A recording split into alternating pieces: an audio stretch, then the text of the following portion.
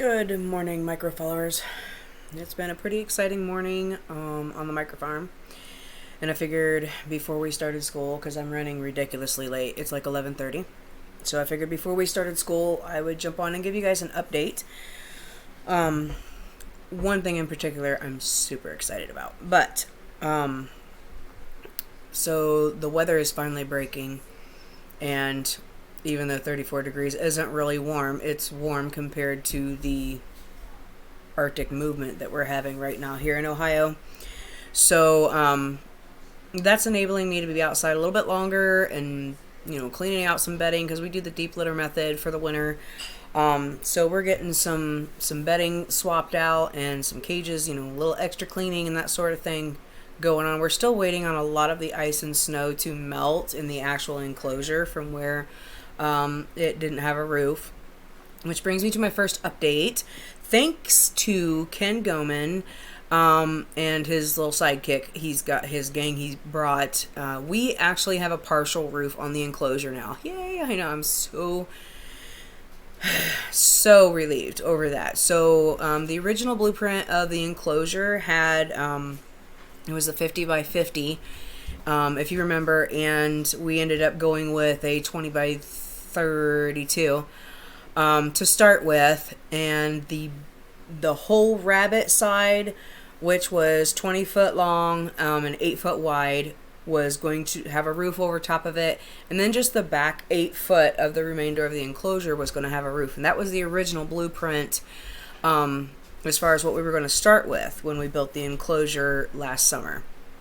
And just kind of catch you up if you haven't watched before, probably 2 weeks after we finally got the enclosure done, we had this nasty windstorm, and the winds were like 72 or 75 mile an hour and ripped off the roof of the enclosure. So we have literally spent this entire the fall and this entire winter fighting elements, rigging, lots and lots of rigging. So we're taking pieces of plywood and just building these little mini houses to shelter the shelters.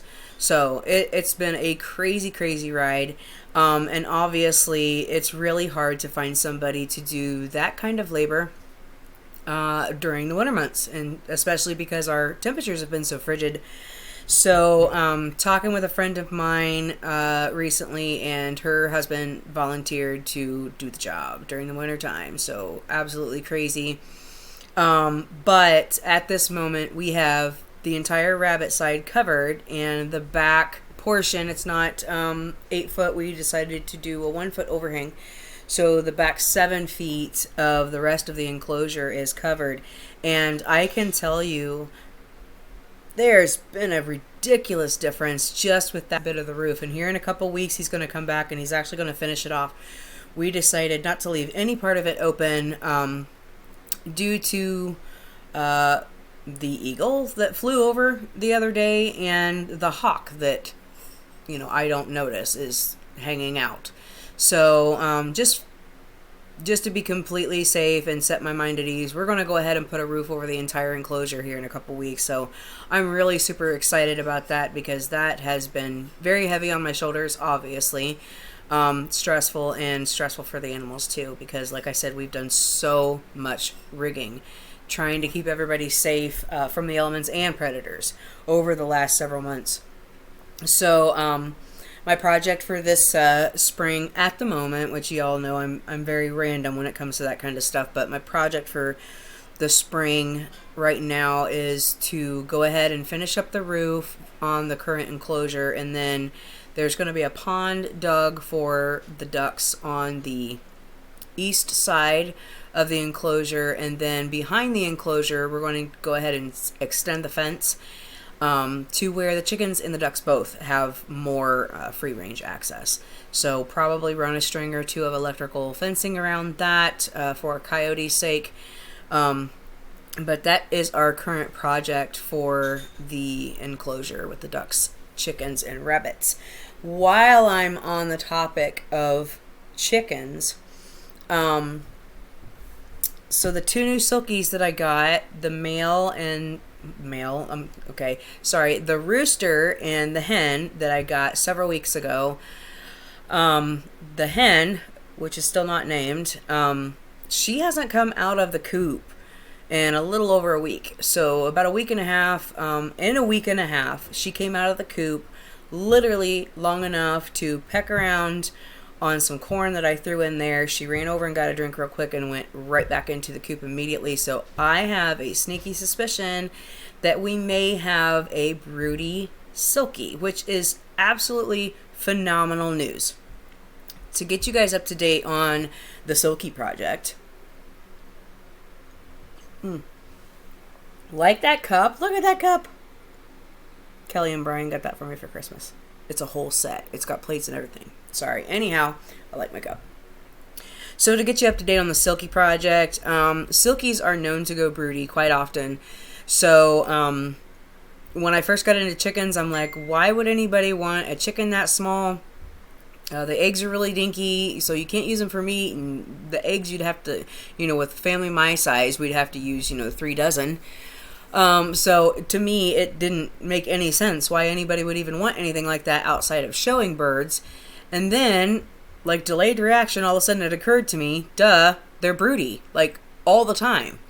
So finally, after Candace actually is one that I got my first silkie off of. I only took her, honestly, because I wanted the rest of them. But Candace finally was like, listen, if you want to get your chicken operation going, which is for the meat purposes, if you want to get your chicken operation going, you need to get you a good handful of silkies because they're broody all the time. So finally, it sunk in, and I decided, you know what, she's right. Because for the first time in my chicken owning ever, I had a barred rock. 2 barred rocks that went broody, and that's never happened. Like, I've never had a chicken go broody in the 4 years that I've been doing this. So that was like a huge deal, and that was my eye-opener. I'm like, wow, I've got 8, 9 hens or chicks that just hatched, and like if I multiplied that by several silkies, then I could stock up the freezer and bless some others, take care of the family. Like, we could do some really really good damage with some silkies. So I'm pretty sure that the silkie hen that I've got right now, not Fifi, I'm pretty sure that the silkie hen that I've got is broody, which is wonderful because if she's going to hatch out some chicks, that means more silkies. I'm assuming there's going to be a hen or 2 in there that will contribute to the silkie project, which is going to be hatching out my meat chickens. So, it's that circle thing going. So I'm really super excited about that. I hope that is actually what's going on, and it's not just me, not being in there or evaluating enough to see her come out of there. But we're literally talking over a week where I've actually, she used to come out in the morning when I would go out to do chores, and I would start throwing corn, and she would be out and about with Beaker and Fifi. So, and I've not seen that in a little over a week. It's been 10 days. So really hoping that I'm correct on that one. Moving on. Rabbit. My friend Kelly is the one who named Karen, and she chuckled. She's like, wow, she seems like a Karen. And I was like, oh my gosh, it's perfect, because she is. She's like the biggest drama queen rabbit I've ever owned. She's a total thorn in my side. Anything and everything that has to do with Karen is just drama. So the rabbit aggravates me. I don't even know why I still have her, to be honest. I guess beggars can't be choosy. I don't have any other does that are old enough to try and contribute to the rabbit operation. But it was like super duper disappointing to find that the last several times that I tried to breed Widow with Jerome, Widow was not having it. Widow was like angry rabbit. She just sat in her breeder box and just like pouted. She was in this little ball, and she even had that look on her face. I mean, I'm kid you not. Like, if rabbits had emotions, she was angry rabbit. So I was really upset at the thought of having to call her. CULL is the term for when you eliminate something that's not contributing or healthy into your bloodline or your operation. And I got to thinking, like, I don't know Widow's history before I owned her, so I didn't know how old she was. Maybe she's just retired. Maybe she's just done. And so that's kind of what I've been going off of for the last couple weeks, because over the last couple months I've tried to breed her several times and she just wasn't having it. Karen, she had a litter, which I thought was great because I'm like, cool, we finally got, because I tried to breed her several times with Jerome, and the first several times she was no, and which kind of was my fault at first because I calculated wrong her age, so I put her in there prematurely, so I can't really hold it against her the first couple times that I tried to breed her, but it took 4 or 5 times, I do believe, and then finally she had a litter. Wasn't a big litter, but that was okay. It was her first litter, so I wasn't really concerned. And I also pulled Jerome after one fall off, so no big deal. I was just happy to get the ball rolling. Well, the ball went flat very fast because she has not had anything to do with Jerome since. I've tried several times at the same exact times that I've tried with Widow, because I'll do them back to back. And so this morning, I put Karen in there, and she did it again. She just pulled herself in this tight little ball. She got the angry face going on, sitting over in the corner pouting. She don't want nothing to do with him. I went about my chores and doing my thing and thought, you know what? I'm just going to leave her in there and let her let her get over her fine little self. And no, she never got over her fine little self. And unfortunately, there was not a successful breed between Jerome and Karen again. So, took the other one, the doe that I kept from Widow's last litter. Now, mind you, we're pushing 6 months old. And just to see, because New Zealand's are a little late, just to see how that was going to go over, put her in with Jerome. No, not close. Not close. She instantly freaked out and climbed the walls. So she came out just as fast as I put her in there. So she's not remotely close to being ready to breed. And then there was Widow. And I thought, I suppose for old time's sake, just for giggles, I suppose, because, like I said, the last several times that I've tried to breed her with him, she absolutely was not having it. She went through this depression. I mean, she just quit. But because everybody else had a turn, I went ahead and I got her out and I put her in with Jerome. Wow. I mean, that girl was a humping machine. She didn't even give Jerome 5 seconds to figure out what was going on. She mounted him. So then he mounted her, and then she mounted him, and wash, rinse, repeat. I'm not kidding you. Probably a total of 6 times, probably 6 fall-offs. Yeah, I don't know. She's making up for lost time, I guess. I don't know. The only thing that I can think of is that, that last litter that she had kind of went sour. We only had, what did we have, 3 or 4? I think 4 out of that last litter that made it, and we had 3 that were dead.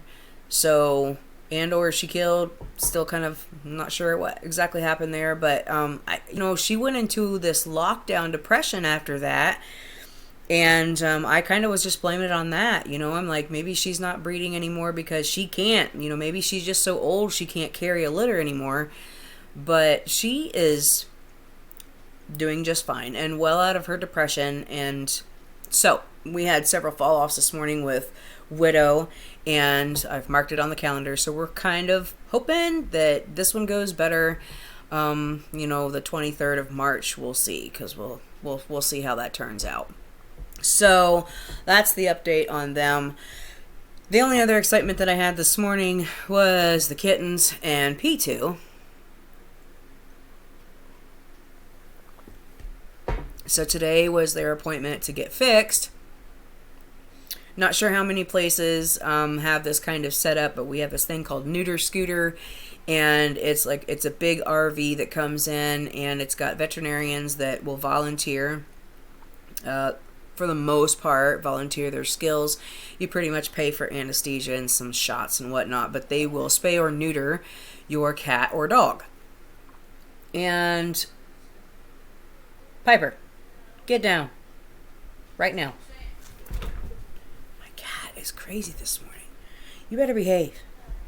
So anyways, So I had an appointment for P2 and the kittens. I actually missed P2's appointment last month. P2 had an appointment at the beginning of January, and she disappeared. I don't know how I feel about the possibility of her being pregnant because she disappeared, so I'm a little nervous. But, so P2 missed her appointment last month, and then I was supposed to take the 4 kittens in this morning, and I couldn't catch them. So they want everything to do with me when I'm doing the food and the water and all my other chores. They follow me around and they flop and roll in the snow and trying to look cute and meow at me and they pounce at me and everything. And then when physical contact happens, it's just rejected, like done. So I got to reschedule, and I guess I'm going to set traps. I'm not really sure. But yeah, so that was the kind of excitement that I had this morning while I was out doing chores. So nothing really new in the duck area.